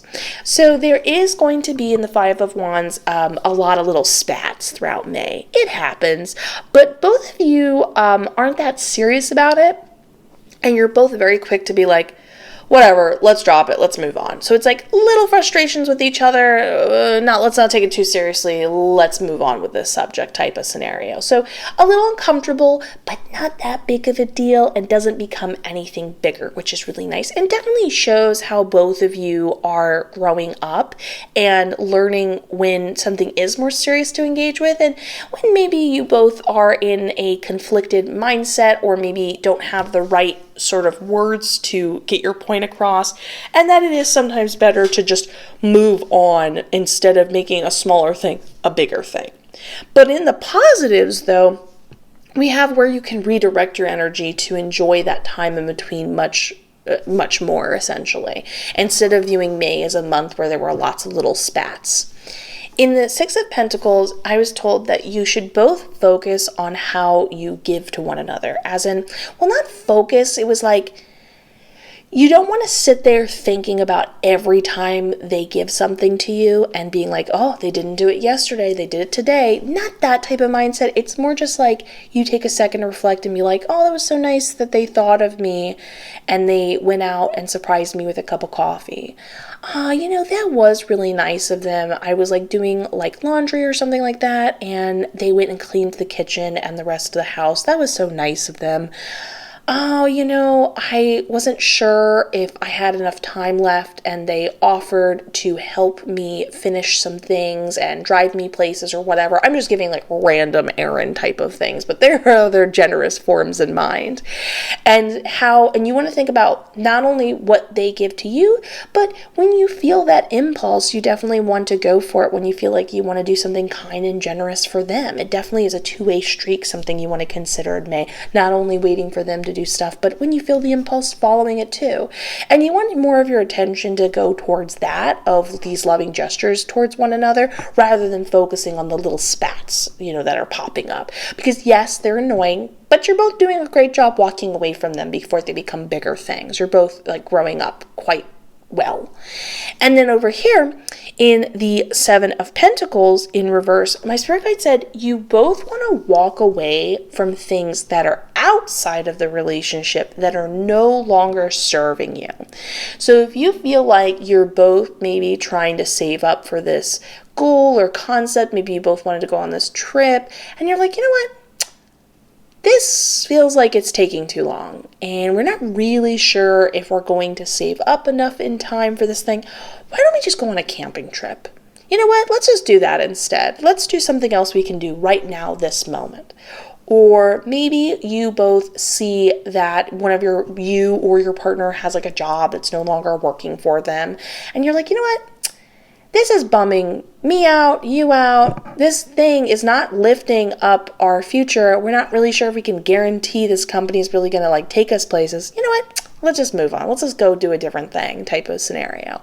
Whatever's outside of the relationship, you just don't feel like it's working for the two of you anymore. And keep in mind the Seven of Pentacles in reverse is definitely talking about this idea of, you're working towards something, and if you're not seeing rewards for it, and you feel like you're not getting enough clues that it's worth it, move on. Let me just double check something. Okay, cool. I just wanted to double check that was correct with my spirit guide. So, love that. Some refocusing of energies, remanaging of things. Often when we feel like we're having little spats with someone, it is an outside force thing that we go back to the first reading. It's like you're trying to tell each other like, hey, do you not love what's around yourself either? Yeah, me neither. And then you guys are doing a great job preventing it from fully coming into the relationship. And we're talking about where to re-navigate your energy and how to function better, both as individuals and a couple. So I love that. Better quality of life, a lot of mature behavior going on, and a lot of loving gestures going on as well. So love that for everybody. So now let's focus on spirituality. We have got the High Priestess. Love that. We've got the Four of Swords upright. And we have the Five of Swords upright. Give me just one moment to look at all of these cards. Give me 1 second.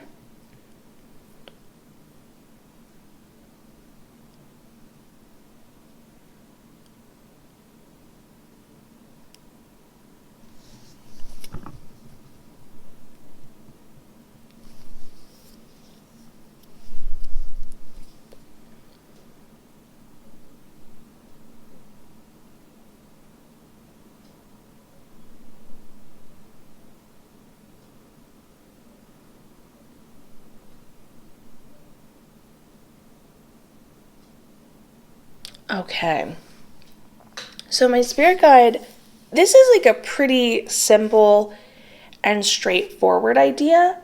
In the Four of Swords upright, you definitely want to kind of sit back a little bit and definitely rest.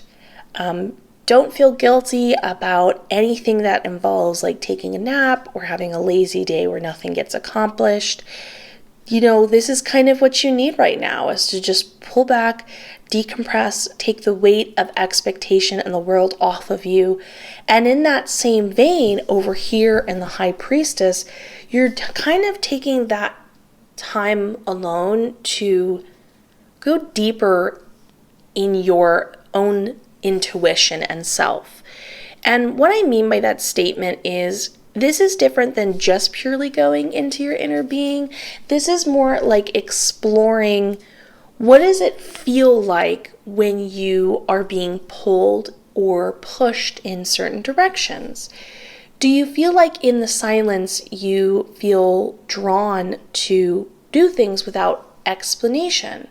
When you look back at your life, do you feel like you were always trying to tell yourself, who to trust, what wasn't a good idea? And instead of speaking over that and saying like, yeah, I agree, I don't agree with whatever is being reflected back at you, you're taking more time to slow down and just almost feel it and simplify it with being like, I did know. Well, I'll remember that for next time. And so you're letting that feeling of intuition be a lot stronger rather than needing to express it, discuss it, almost speak over it. You're sort of experiencing it to interact with it. This often just pops up when we kind of go for a walk and hang out with the flowers. It's like initially, and this is stuff I talk about in my meditation course, but it's like initially there's this face value thing you're experiencing. You're just like, I'm interacting with nature. You feel the senses, you notice everything, you notice the colors, you notice the landscape. But then that graduates, and soon you start to notice how quiet it is. Soon your thoughts disappear. Suddenly you maybe have a rogue memory associated with flowers around you or whatever that may be. But soon those go away. Soon you just start to have sensations that are almost like telling you a story. And soon that gets louder and louder. And because you're just observing it, because you're sort of letting yourself take note and say like, yeah, I'll remember that for the future, you start to gain and experience something that you wouldn't have experienced if you just constantly communicated with yourself in one way. You constantly expected yourself to answer in one way. So you're really slowing down, becoming meditative, understanding what that truly means when it comes to specifically your intuition and becoming in tune with yourself in that kind of way, and letting that be the louder sort of voice. Keep in mind, it wouldn't be a voice all the time. Sometimes it's an energy, sometimes it's an impulse, and letting that be more of your guide and understanding what that means in order to be able to interact with it more. And then last but not least, we have the Five of Swords in reverse, which talks about this idea of releasing things that are no longer serving you again. But this would be like ideas. These would be things that feel like maybe other people put on you, or things you're not aware you adapted from other people that are no longer serving you type of scenario. Maybe someone gave you advice at one time in your life and you look back and you're like, that doesn't work for me anymore, and I don't know if it ever did. And you're just allowing these thoughts to come to the surface without jumping on them and saying you're going to engage with them, you disagree, you agree, and you're kind of letting them pop up to the surface, exist on their own, and almost like you're looking at it like a piece of artwork outside of yourself. You're able to, in that pause, in that quietness, be like, that doesn't really feel like something I agree with anymore. And you're sort of just kind of reevaluating yourself as a whole during this time period. So don't underestimate when you're just like hanging out. You're still actually reforming the way you think and speak and interact, and letting important, valuable tools come to the surface, and really going to enjoy wielding them and using them in the future. So very beautiful, extremely helpful. I do want to say from just personal experience, because I really identify with this personally, it's people always say, oh, I wish I had the answers, I wish I knew this, I wish I knew that. But they don't always understand or underestimate that it's these really subtle concepts that people hear over and over again, but don't understand what they exactly mean or how to wield them all the time, that are the answers they're looking for, is the solution they didn't know they needed. So I love that this is naturally popping up for you and you get to explore this month, because it's a very peaceful, happy thing that involves feeling closer to yourself and your own decision making and who you are truly in life, while getting rid of the clutter. And reevaluating how you interact with yourself and your environment. So I love this for you as a whole, and I love this reading for you. Please let me know what you think in the comments below. I genuinely love hearing what you guys think, and please leave a like on this video, subscribe, hit that notification bell. It helps out like you would not believe. I'm wishing you the best. I look forward to seeing you next one, and let's get ready for our final group number 4. Group number 4, let's look at your mate predictions by looking at the cards. We're going to do these separately so we can give them greater focus. So first we're going to start off with the first part, which is about your finances. We've got Queen of Cups in reverse. We have got the World card upright. And the Seven of Pentacles upright. Okay, give me just 1 second to look over these details and consult my spirit guides.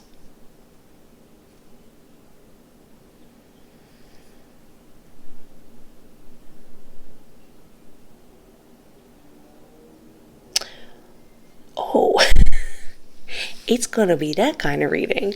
Okay, when I say that line specifically, sometimes tarot is just brutally honest, and sometimes it even gets into traits where it's more about the central issue at hand, I guess is the best way you can put it.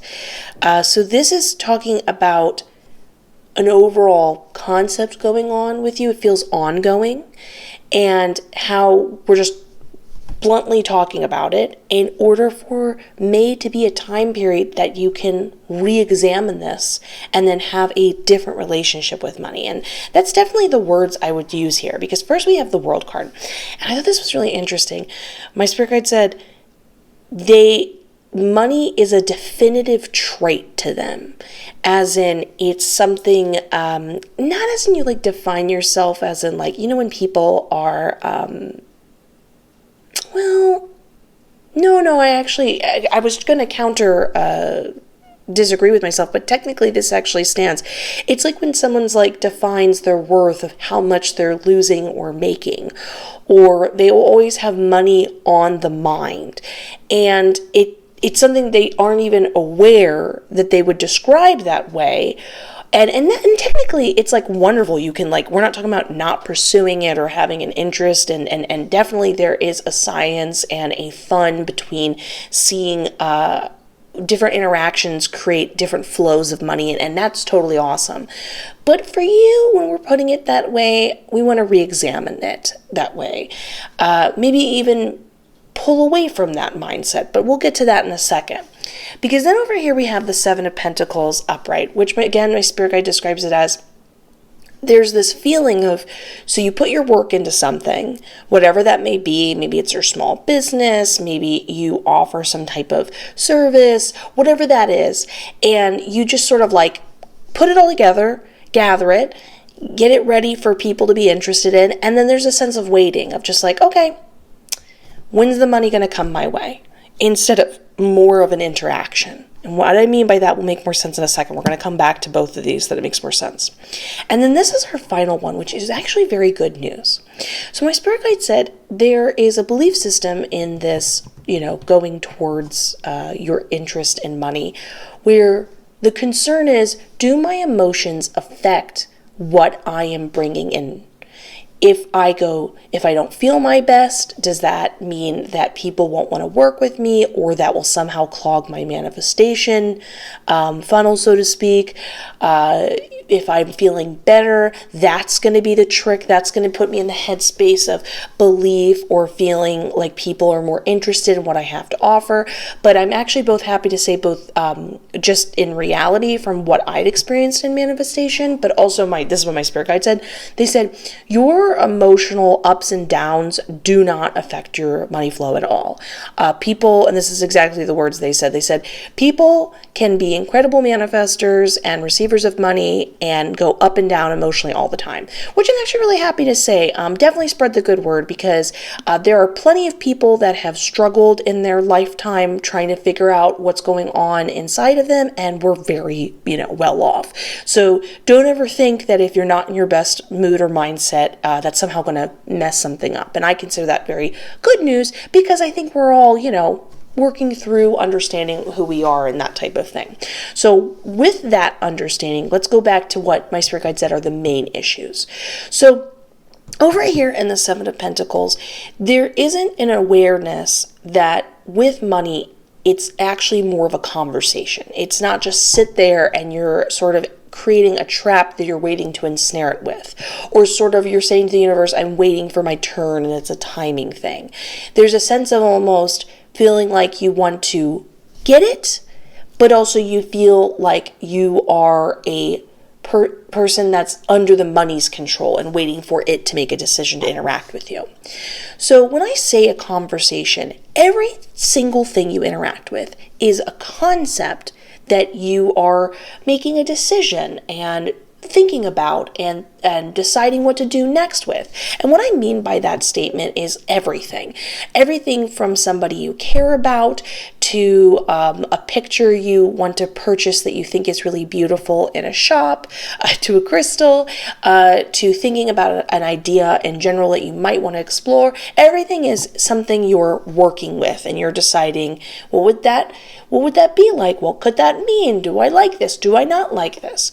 And that's one reason why people don't even realize how good they are manifesting other concepts. The more that they approach it as sort of an exchange rather than an expectation, the greater consistent success they have. And there does become something, and this is just like food for thought, it's like understandable where you're coming from. The longer you've had this belief system, the more it feels difficult to come out of it. That doesn't mean you can, and that doesn't mean it has to be difficult, but it's understandable if in one avenue of your life you've never seen it as anything you've had to try hard for to receive. Maybe you're very good at vintage shopping or something like that, right? Or thrifting. Well, then you only associate it with that mindset and that potential impossibility, and then therefore continue that conversation-based interaction. And in this aspect, because it hasn't been that way, and it probably has been that way for a while, it feels like, how do you even start getting out of this headspace? Well, one clue that we have over here is, first of all, we need to get this trait sort of off of you, if you will. Again, you are more than welcome to still go towards the interest of money, looking into getting more, seeing what is successful, what isn't.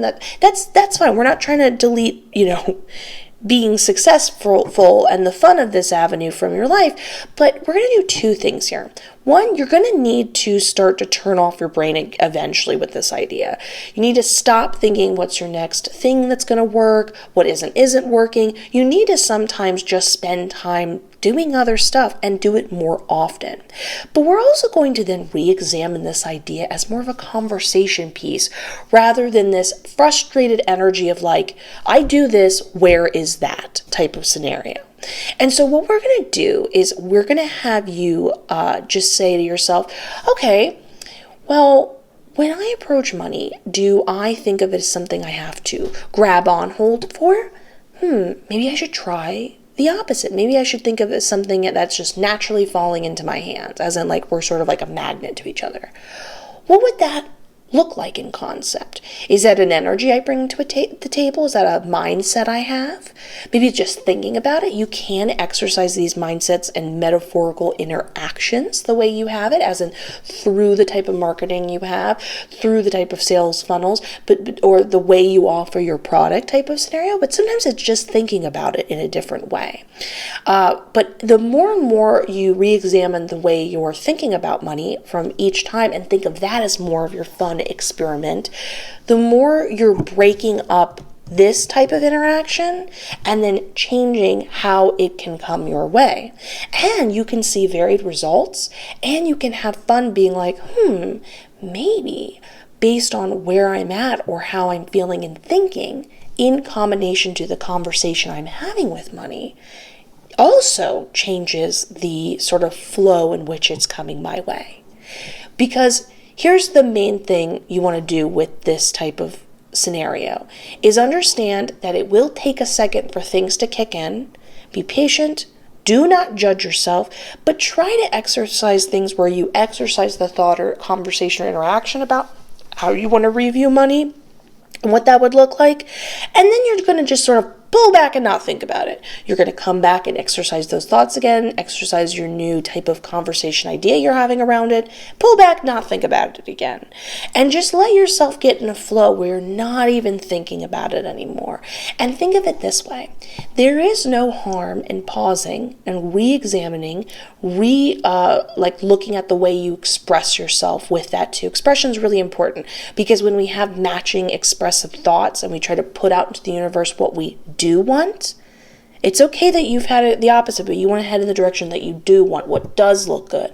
And once you start to exercise the two, right, it becomes a flow over time, and you just need to have a little bit of patience with that type of scenario going on, but also the detachment style.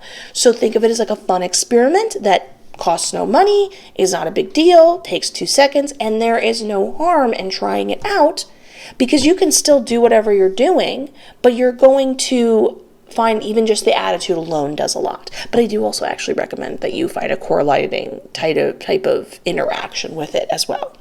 Anyways, so love this for you. May is definitely going to be a month where we change that, where you're no longer waiting for money or feeling like it drags you down, but instead lifts you up again like you so love. So now let us move on to love. We have, and this is for singles and couples. So we have the Star card in reverse. We have the Judgment card upright. And we have the Seven of Wands in reverse. Just give me one moment to look at these.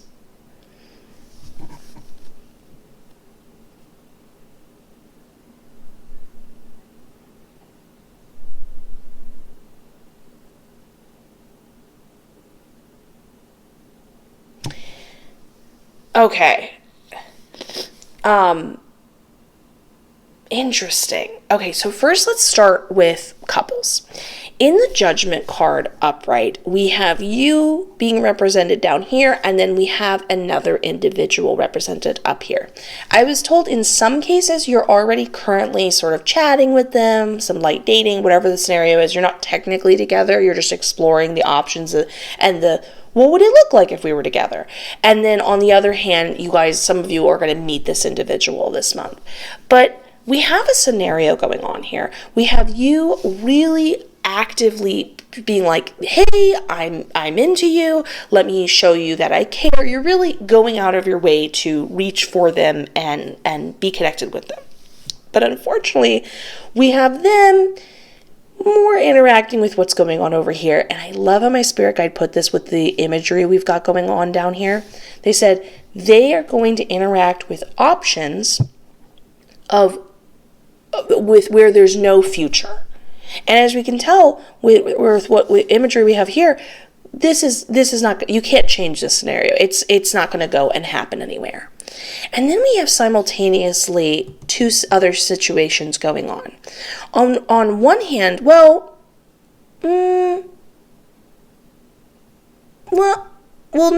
okay, hold on. I'm sorry, I'm trying to think about how I would put this. In the Seven of Wands in reverse, this again goes back to you. It shows somebody who is, how do I put this? In the Seven of Wands in reverse, this is the representation of you sort of allowing this other individual to this other individual up here to kind of get away with what they want. There's sort of this continuous interaction of letting them dictate how things are going to go. And you not really protesting, having too much of an opinion about it, and not aware of this is going to continue forward. Both of these scenarios. In the Star card in reverse, it basically shows that they will forever in the future continue to choose these options. Unfortunately, this is their fate, that they will keep picking options and choosing it over whoever is the better option with them. It's not a personal thing. It's not just you, is what I'm trying to say. Like, if it wasn't you and we replaced it with someone else, they would still always kind of like initially show interest, and then ultimately when things got serious, want to choose other options where there is no future and think that that's where they're going to be happiest. And so basically, the only thing that kind of needs to change in this scenario is you re-examining that idea of like, would you be okay if this progressed in this typical or in this interaction with them, where they kept always feeling more strongly pulled, where there seems like there's not an option, which does make me feel like they're the type of person where when you initially pull away, they're going to be like, wait a minute, there's not an option with this person. Wait a minute, I'm interested in you. Come back. And if you did simultaneously go that direction, there's a feeling of not getting to fully be yourself and express yourself and sort of allow them to choose what the interactions are like, what's going to happen next, how things are going to go, because you're almost putting too much power in their hands and just sort of laying back and letting them mold the situation however it goes. And so in so many words, while you are more than welcome to do whatever you want, I think it's kind of like pointing it out there that if you're currently in this situation, or as you're meeting and interacting with this person, this is popping up, don't allow yourself to keep thinking this is going to change. You're interested in someone who's not even interested in actually progressing in their own relationships because of the options they end up being most drawn to. And then you have to stop and re-examine yourself and say, why am I at a point in my life where it feels easier, or my natural reaction is to just sort of lie down and let people take control in not a healthy way. Like, it's okay if people take turns being like, hey, can you kind of steer the wheel a little bit? Then later you're like, can I steer the wheel a little bit? And it's a very mutual discussion that benefits one another. This feels more like something that needs to be dig into this and understand why it is, and definitely like heal and work with that part of yourself. We're not trying to put it down, but understand why you wouldn't want in a relationship a back and forth interaction where both of you are conscious, agreeing, deciding together. It's almost like you as well are checking out of the relationship as much as when they choose these options, they're checking out of it. Now, the beautiful thing with this going on is this, the scenario with you can be changed. You can go meet somebody else. You can understand yourself better. You are here and having a discussion and open to better understanding circumstances. But with them, not so much. So definitely, again, the choice is yours, but do understand that if you did proceed to go further along with them, and understand that when we have interactions with people, we're better understanding where we're at in our life. And again, going back to that conversation, this is you having a conversation with the universe. This is you're saying, this is how I feel, and the universe gives you back an answer saying, is this how you feel? So if you don't like the conversation, you are more than welcome to change it. You are allowed to have what you do want, which is really beautiful. But sometimes in order to do that, we have to look at what is there and understand what is being said. Now, for couples, over here in the Seven of Wands in reverse, how am I supposed to put it? They said, letting your other person kind of get away with like anything, essentially. Again, I don't want to say letting in the sense of the goal is then to control, because that's also not healthy. It just almost feels like there's not a sense of boundary creating for you and this partner, whether they cross it in the sense as in, like, let's say you have an argument and you're like, I need a break, and them just continuing to push further and not give you that break and move into your space when you're like, stop. Or that boundary can be crossed when you made it very, like, you expressed yourself, or you would like to express yourself to be like, hey, I'd like if you invited me to go like hang out with your friends, or I wish you wouldn't go out this night so we could spend it together. And then they just sort of proceed to then do those things and be like, you don't mind, do you? And just move forward in such a way where you feel too shy to be like, no, I guess it's okay, that type of scenario and vibe. But then we have over here the desire you would love for in the judgment card. Judgment cards are when there's sort of like a test from the universe. This can look in many different ways, but in many cases it's a positive thing and shows people like being put in a position. It doesn't have to be really drastic. It can be super small and tiny, but as they accomplish the task or scenario or discuss things, they in many cases can become stronger because now they understand that they can depend on one another or whatever may have you. And so let me just double check one thing with my spirit guide. Okay, yes. So my spirit guide said, yes, there has been tests being thrown to both of you as a couple repeatedly. Pretty repeatedly, my spirit guide said. And you kind of would love this individual that you are currently with to take up on this, to interact with the test at all, so to speak. And again, I use test very metaphorically. We're not like, this isn't, you're not being graded, you know what I mean?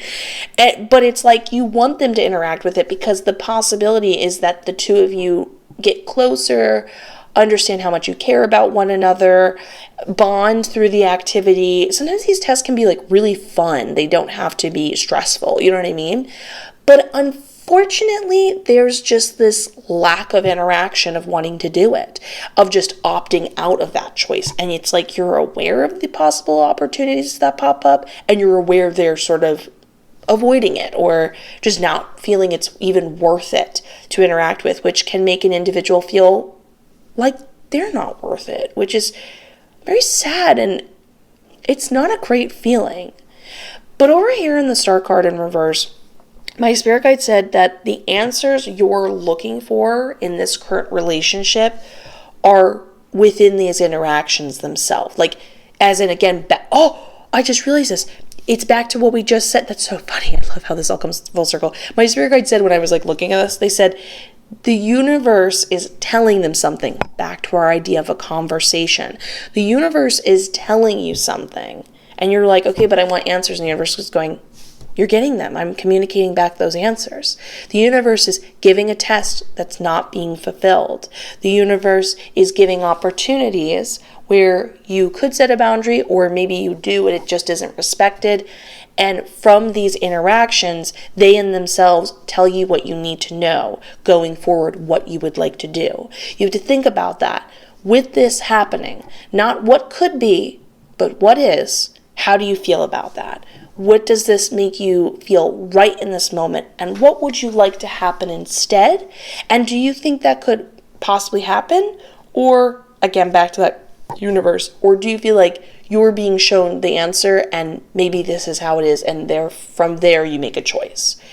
So with that being said, I think this is a pivotal time that we move on to the third section of the reading, which is the spiritual one. Now, just to be mindful, when it comes to the spiritual version of this is for every interaction you have in life, every possibility, every concept, whatever it may be, the way you choose to interact with things, the way you perceive things, how you choose to be efficient, not efficient, what are your stances, where do you move in life, every type of how you feel and move in your life is an act of this. And the more we can break it down and look at it and then examine and work with it, that's what we're talking about here. So first, in the spirituality, we have Queen of Swords in reverse. Ooh, King of Swords in reverse. And Five of Wands in reverse. Give me just 1 second to talk to my spirit guide about this.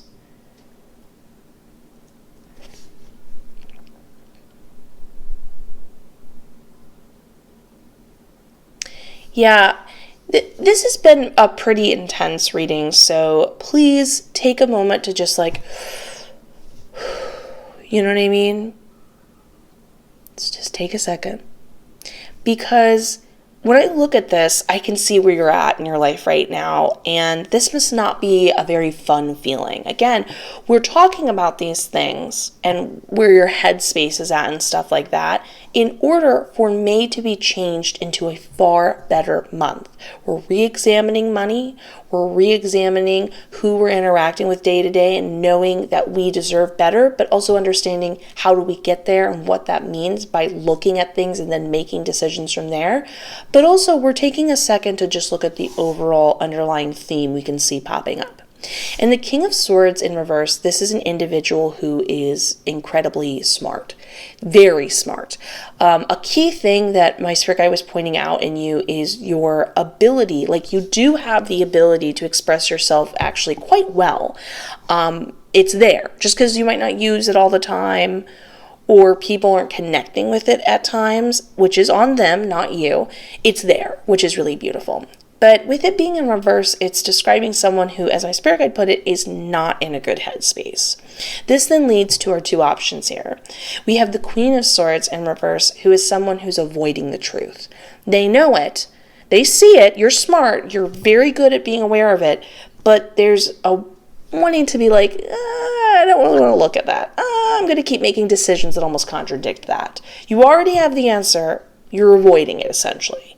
There is some food for thought here when we think of the Queen of Swords upright, I do want to say. She is someone who, when she's upright, she is empowered by the truth. Some people might take it as kind of harsh even, but she does not feel she's being harsh. She says, I love and respect who I'm interacting with, including myself, enough that I feel it's worth saving the basically time-consuming, waste of time-consuming type of scenario that she feels, which would be stepping around just the straightforward answer. She can get right to it. She can see it. She's got a good mindset, opinion. She can really see and examine things very clearly. And so she's like, you know what?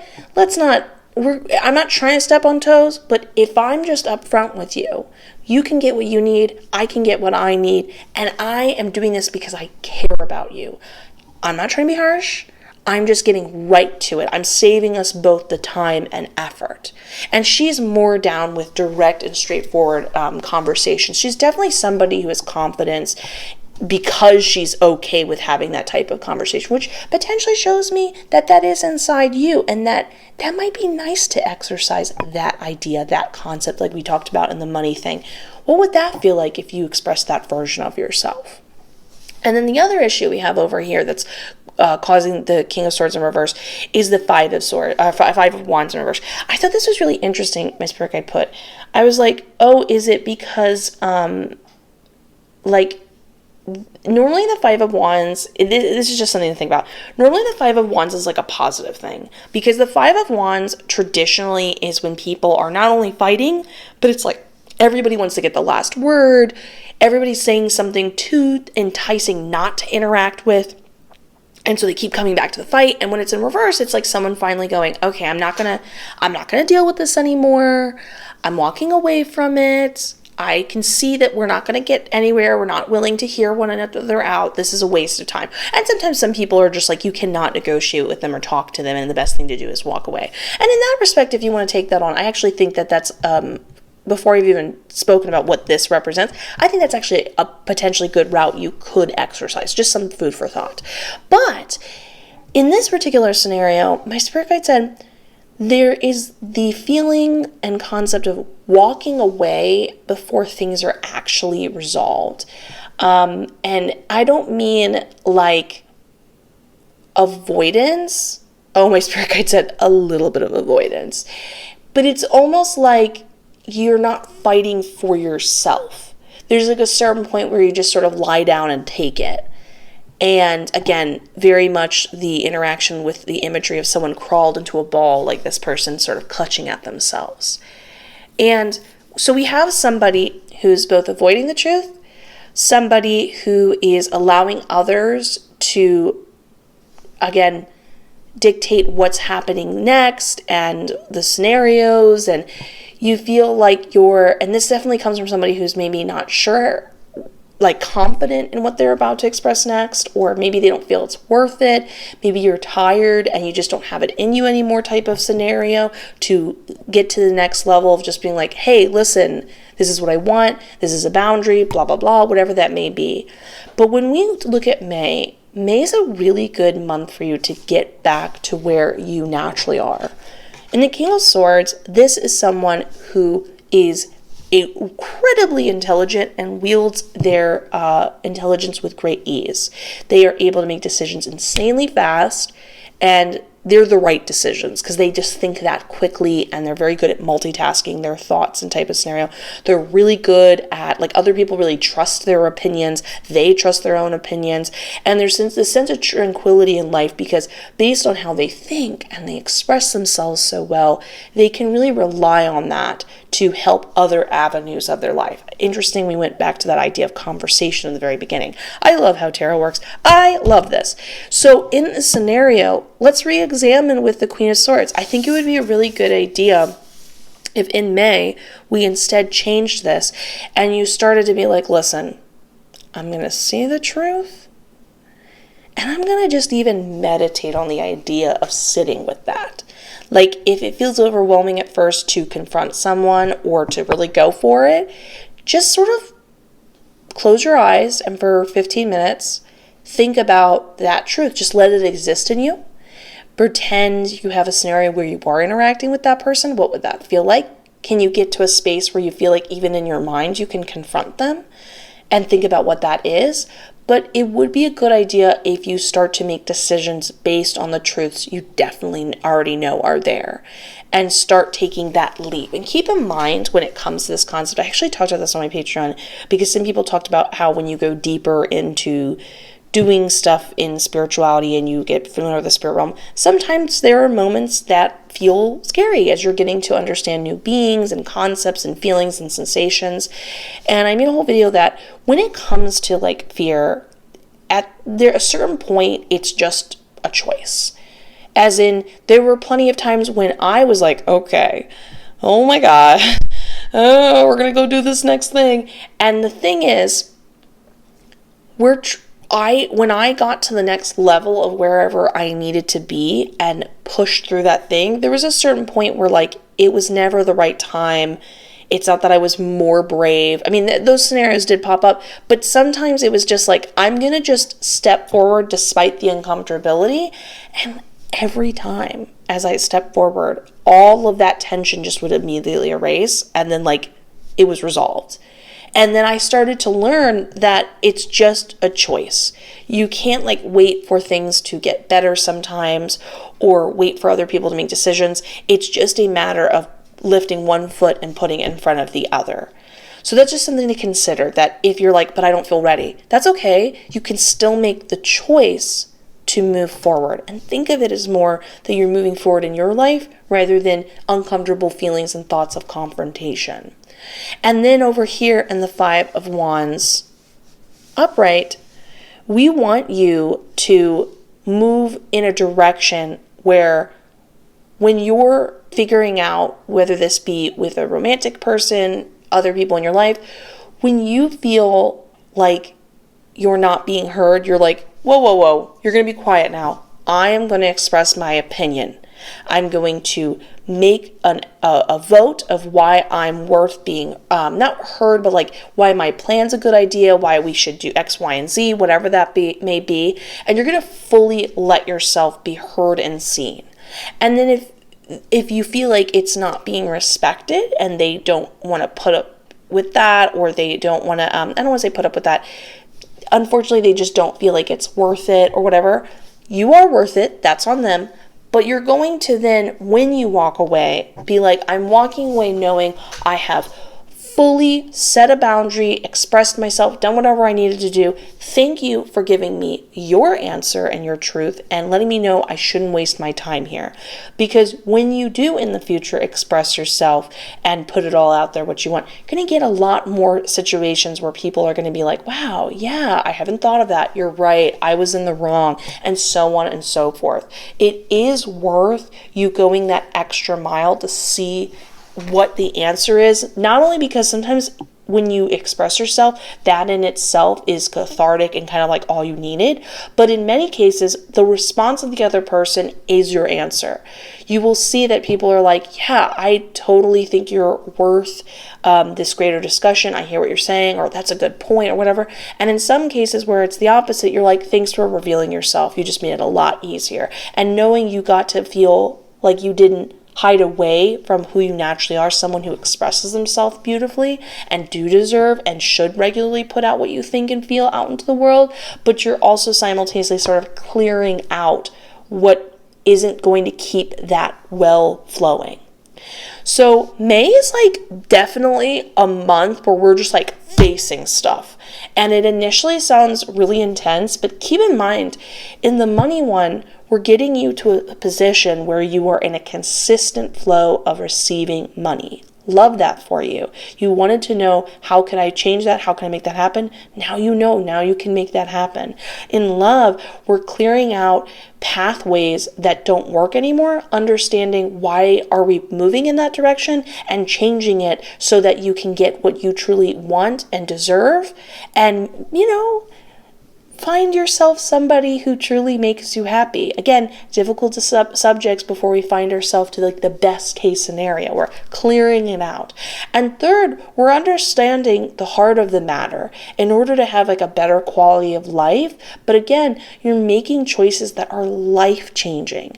You are saying to the universe with that conversation of that concept by your interactions that you are smart, worthy of being heard, and you do deserve better, and you will get better.